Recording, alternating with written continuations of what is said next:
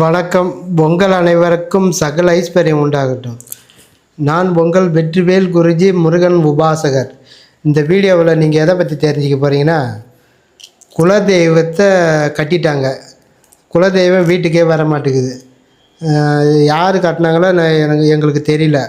அந்த குலதெய்வம் வந்து வீட்டுக்கு வருதா போகலன்னு தெரிய மாட்டேங்குது. எங்கே போய் பார்த்தாலும் சாமியார் அருள்வாக்கு அங்கே சொல்கிற இடத்துல போய் கேட்டால் குலதெய்வம் வர்றது கிடையாது. குலதெய்வத்தை கட்டிட்டாங்க, வீட்டை கட்டிட்டாங்கன்னா அவங்கள ஒரு சொன்னோடனே அவங்களுக்கு ஒரு மாதிரி ஆகிப்போகுது.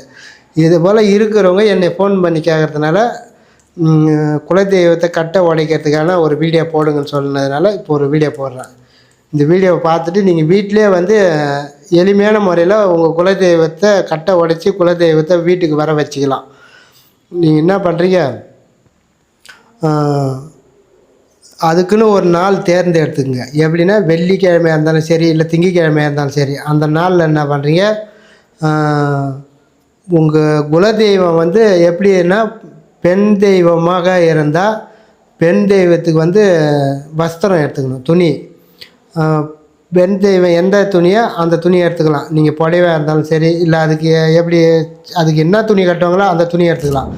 அது இல்லை, ஒருவேளை ஆண் தெய்வமாக இருந்தால் ஆண் தெய்வத்துக்கு 2 துணி எடுத்துக்கலாம். எதுக்கு எடுத்தாலும் 2 செட்டு எடுக்கணும்.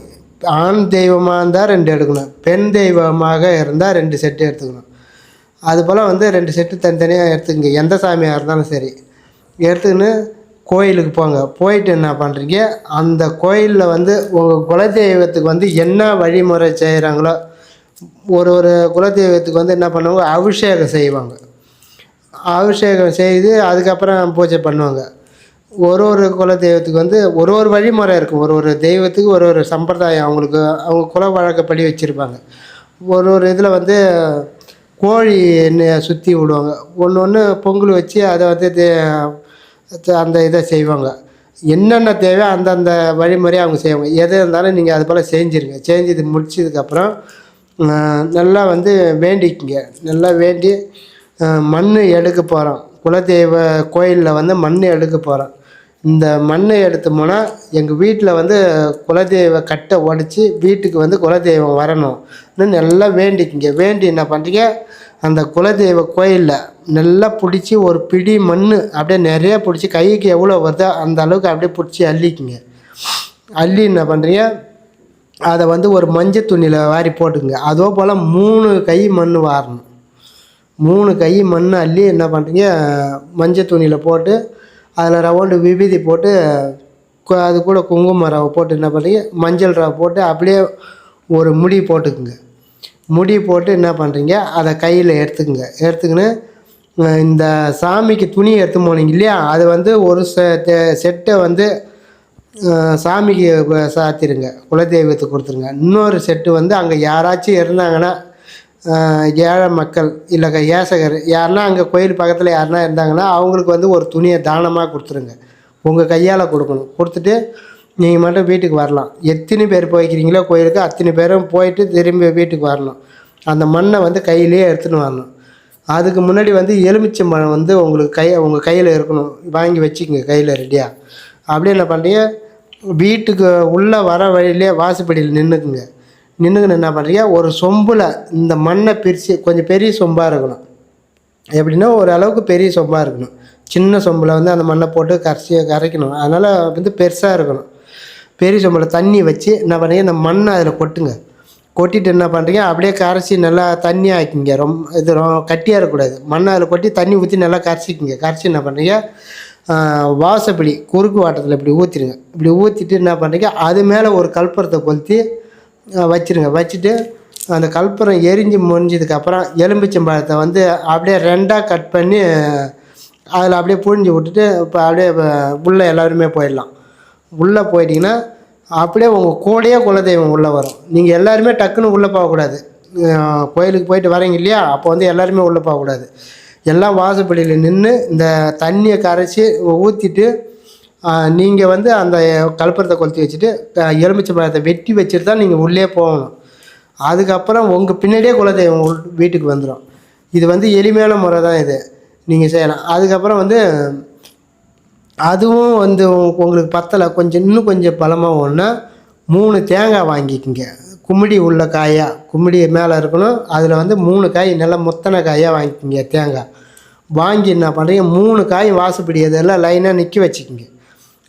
நிற்க வச்சு அதுக்கு வந்து பூ நம்ம சாமிக்கு எப்படி மாலை போடுறோமோ அதுபோல் வந்து நம்ம கட்டின பூ இருக்குது இல்லையா முழம், அதில் வந்து கட் பண்ணி என்ன பண்ணுறீங்க, 3 இது தேங்காவுக்கு மாலை மாரி போட்டுருங்க.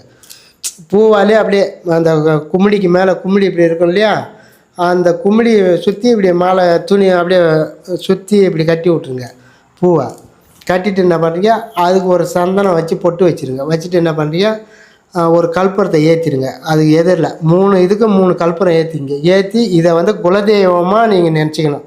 குலதெய்வமாக உங்கள் மனசுக்குள்ளே நினச்சி, இந்த குலதெய்வம் வந்து எங்கள் வீட்டுக்கு வரணும், கட்டு உடச்சி எங்கள் வீட்டுக்குள்ளே வந்து எங்களுக்கு எல்லாருக்குமே வந்து நல்ல ஒரு குலதெய்வ அனுகிரகம் கிடைக்கணும், குலதெய்வ ஆசீர்வாதம் கிடைக்கணும், குலதெய்வத்தோட தொடர்பு எங்களுக்கு இருக்கணும், இந்த கட்டு சீக்கிரமாக உடஞ்சிடணும்னு என்ன பண்ணுறீங்க, நல்லா வேண்டிக்கிங்க. கற்பூரம் கொளுத்தி வச்சு வேண்டிட்டு என்ன பண்ணுறீங்க, அப்படியே அந்த 3 காயும் எடுத்து ஒரு இதில் போட்டுக்குங்க. போட்டு எடுத்துமே என்ன பண்ணுறீங்க, வாசப்பிடியில் இங்கேயே ஒரு காயை உடச்சிருங்க. நீங்கள் இருக்கிறீங்க இல்லையா, அந்த இடத்துல வாசப்பிடியில் ஒரு காயை நோங்கி அடித்து உடச்சிருங்க. உடச்சிட்டு இன்னும் 2 காயை வந்து ஒரு பையில் போட்டு இல்லை ஏதாவது ஒரு இதில் போட்டு எடுத்து போங்க. போகிற வழியில் அப்படியே அந்த தெரு முச்சிந்தி இருக்குது இல்லையா, போகிற வழி அந்த முச்சிந்தியில் வந்து ஒரு காயை அடித்து உடச்சிருங்க. நல்லா வேண்டிக்கணும், உடைக்கணும். குலதெய்வத்தை கட்டை உடைச்சிடணும்னு உங்களுக்கு மனசில் வேண்டிக்கணும். குலதெய்வத்தோட கட்டை அவுத்துடணும், சுக்காக உடச்சிடணும், குலதெய்வம் வீட்டுக்கு வந்தோன்னு நல்லா நினச்சிக்கின்னு வேண்டிக்கின்னு வாங்கி அடித்து உடச்சிருங்க. உடச்சிட்டு இன்னொரு காயை எடுத்து போய் ஏதாவது கோயிலில் குலதெய்வம் கோயில் இருக்குது இல்லையா, அந்த குலதெய்வத்து கோயிலில் போய் இன்னொரு காயை அடித்து உடச்சிட்டு அந்த இடத்துல நல்லா வேண்டிக்கின்னு என்ன பண்ணுறீங்க, நேராக திரும்பி பார்க்காம வீட்டுக்கு வந்துடுங்க. வீட்டுக்கு வந்து அதுக்கப்புறம் கற்பூரம் கொளுத்தி ஆராத்தி சாமிக்கு உங்கள் குலதெய்வத்தை நினச்சி வீட்டில் பூஜை ரூமில் நல்லா வேண்டிக்கங்க. குலதெய்வம் வந்து வீட்டுக்கு வந்துடணும், இந்த கட்டெல்லாம் உடச்சி வீட்டுக்குள்ளே வந்து எங்களுக்கு வந்து நல்ல ஒரு குடும்பம் வந்து மகிழ்ச்சியாக இருக்கணும், சந்தோஷமாக இருக்கணும், குலதெய்வத்தோட ஆசீர்வாதம் எங்களுக்கு என்றைக்கும் இருக்கணும்னு நல்லா வேண்டிக்கங்க. வேண்டி என்ன பண்ணுறீங்க, அது முடிஞ்சதுக்கப்புறம் சாப்பாடு யாருக்காச்சும் அன்னதானம் போடணும். உங்களால் முடிஞ்சால் அன்னதானம் போட முடிஞ்சால் போடலாம். இல்லைன்னா வந்து உங்களுக்கு வீட்டில் ரவை செஞ்சு எடுத்து போய் யாருக்கிட்டனா ஒரு 10 பேருக்கு எதாவது ரவை உங்களால் முடிஞ்ச அளவுக்கு பிரசாதமாக கொடுக்கலாம். இந்த இது சக்கரை பொங்கல் சொல்கிறாங்க இல்லையா, அது போல் ரவை தொன்னை மாரி வாங்கி வச்சுன்னு கூட நீங்கள் சாதம் பொங்கி எடுத்து போய் கூட எல்லாருக்கும் ரவை கொடுக்கலாம். உங்களால் முடிஞ்சால் சாப்பாடு கூட ஒரு 10 பேருக்கு போடலாம். இல்லை வாங்கி போய் ஹோட்டலில் கூட வாங்கி போய் சாப்பாடு கொடுக்கலாம். ஹோட்டலில் வாங்கி கொடுக்கறத விட நீங்கள் வந்து செஞ்சு எடுத்து போய் வீட்டில் செஞ்சு எடுத்து போய் கொடுத்தீங்கன்னா இன்னும் பவர் அதிகமாக இருக்கும். குலதெய்வம் வந்து அந்த கட்டு உடஞ்சி மனசு இறங்கி வீட்டுக்கு வந்துடும். நான் சொன்ன மாரி அந்த மண் கோயிலில் போயிட்டு எடுத்தாலும் செய்யலாம், இல்லைன்னா இந்த தேங்காவை வந்து உடச்சி இது தேங்காய் வழிபாடு இது செஞ்சாலும் செய்யலாம். இந்த 2த்தில் எது செஞ்சாலும் ஒரு அளவுக்கு அந்த குலதெய்வ கட்டு உடஞ்சி வீட்டுக்கு வரும். இன்னும் வந்து பலமானது இருக்குது, அது இன்னொரு வீடியோவில் வந்து போடுறேன். இந்த நான் சொன்னதை இதை செஞ்சாலுமே உங்களுக்கு ஒரு அளவுக்கு மாற்றத்தை கொடுக்கும்.